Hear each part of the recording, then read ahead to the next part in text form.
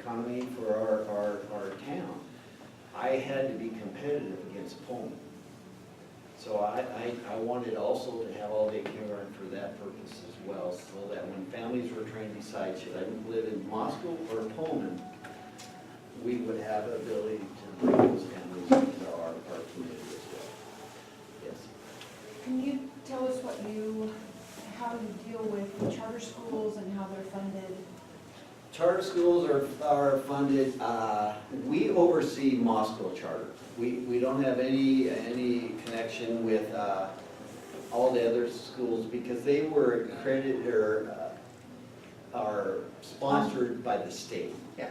Because a lot of school districts said, we're not gonna touch them, we don't, wanna touch them. Moscow was one of the first charter schools in the state. And we have a good working relationship with them. Actually, we have a good working relationship with all the schools as well as even the private schools. Because most of those kids are coming to our high school and we want them to do well. The thing with charter schools is they can't tax a local and that. So they have to fundraise and things like that. However, and that was one of the things they really pushed when they wanted charter schools to start, as well as the other thing they pushed was their facilities would cost less because they'd use, old grocery stores or things like that. And, but all of a sudden, just last year, the state came in and said, we're gonna give charter schools some of the money right off the top before we even start dispersing it. And we're like sitting here going, holy cow here, that's not right, but that's what they're doing. There's a lot of legislators very fond of charter schools because they say, well, they're trying new things. And we keep saying, we're professionals, let us try new things. And, because we're knowledgeable. And, the only reason when we can't try new things is because there's a state law that requires us not to.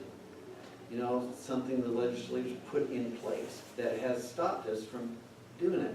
Some of the things that I've seen in some charter schools that they say are innovative are things that we had 20 years ago but had to go away from it because we were like sued. A lot of people say, hey, we save money by transporting the kids, for field trips by cars. That's great till you have a car accident and then you're sued, and that's what happened to school districts, and that's why they say everything's on a school bus, because they're safer, flat out. So their funding's a little bit different. If you go and check test scores, yeah, we have a few charter schools that are really up high. If you look at them, they're pretty much geared for college-bound kids. And if you look at a lot of the scores, they're at the bottom too. So they're not all doing really well. So we are probably one of the highest scoring schools as a traditional school. So we're proud of that. We accept every single kid that comes through the door. We don't say, no, you don't meet our requirements. We have every single kid that comes through the door.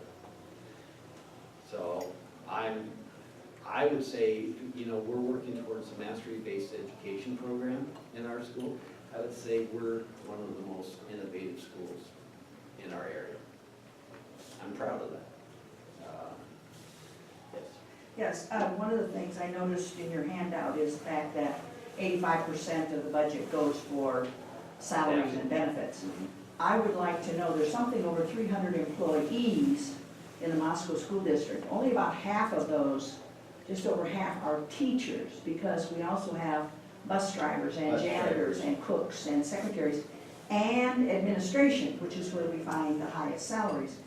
And I want to know what we can do to counter this impression that when the budget says 85% goes for salaries and benefits, that we're not only talking about teachers, that it's this whole other half that the school district doesn't run without. And quite a few of those are, you know, of those 300 are substitutes, are part-time people, are coaches, are things that don't work full FTE.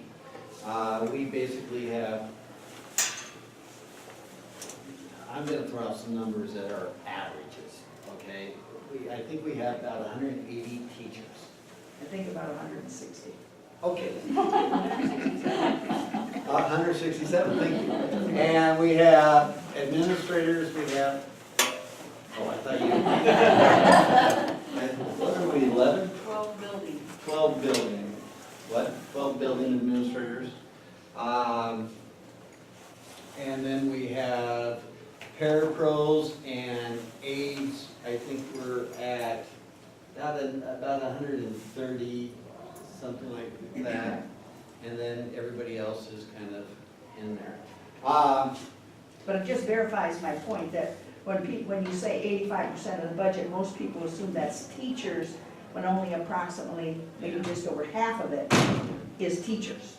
Yeah. That's the point. I'm not saying we don't need bus drivers. No, For secondary. it's one of those that, I mean, it's, you talk about a hardship of hiring teachers. Our hardship of hiring parapros is even harder, Yep. and bus drivers. If you see, you can go in almost any community, and what are you gonna see? A bus sitting by the street with a big sign saying, we'll hire bus drivers. Yep. Same with parapros and things like that. Some of them is because we're only hiring them half-time, so we can reduce not having the benefit package. And to hire someone who's willing to work half-time is hard. So those are the different things. Yeah, administrators get paid higher. But I guess the reason why sometimes is because when all heck breaks loose and the fan turns on, I'm the one who's right in the front. I'm not no just matter what talking about the superintendent. Yeah. I mean, there's a lot of administrators in our district when you start counting principals and finance Yeah. and human resources and whatever. Yeah. So I just want people to be aware of And actually, the human resource, they added that to my job when I came on board. I've been blessed every place I ever moved to, they added additional jobs to me to figure that. Mistake, but yeah, we have an operations director, and we actually moved positions around, you know, to get that. We didn't add. We haven't added any positions with really overall in this school district since I've been here. We moved people and changed job descriptions to better fit the staff we had. But I'm proud that we haven't increased there. We have increased teachers almost every year to you know, the needs of our school. And parapros we've been adding frequently. It's an ongoing addition, just because of the needs of some of the kids. Could you give us an idea of parapros? What What they are do? those jobs? Parapros, there's parapros and teachers aid, and a parapro has to have a certain level of education, and they have to, you know, either have experience in college or, you know, a couple of years of college, or take an assessment. And they're usually the educational support groups. You know, they're in a classroom that basically most of ours are in special education, and they are working directly with kids to assist. We have some kids that need a one-on-one aid. Actually, we have quite a few of those. Just for the sake of, because of their abilities are really lacking. We have kids on feeding tubes, we have kids, you know, that nonverbal, that can be dangerous to themselves and so forth. We love having those kids in our school. They make our school special, and we appreciate that. But that's a cost. Teacher aides are more of the outside recess duty, you know, the ones that are just, you know, the watching the street, you know, before and after school, maybe running deals, things like that. So they cost a little bit less. We don't have as many of those, but just as needed. So they're all specialized, like I noticed at West Park, there's someone who works with math, someone who works with, I don't know what, but when I went to the faculty, there's just a whole bunch of parapros, so I wonder. Yeah, and a lot of them, it works in, programs. We do have a system in our agreement that if we go over so many kids, then they get additional support in their classroom as well. And so that's another thing, because one of the things, if you start going really high in your classrooms, then you gotta start dividing that up by the amount of time that teacher has.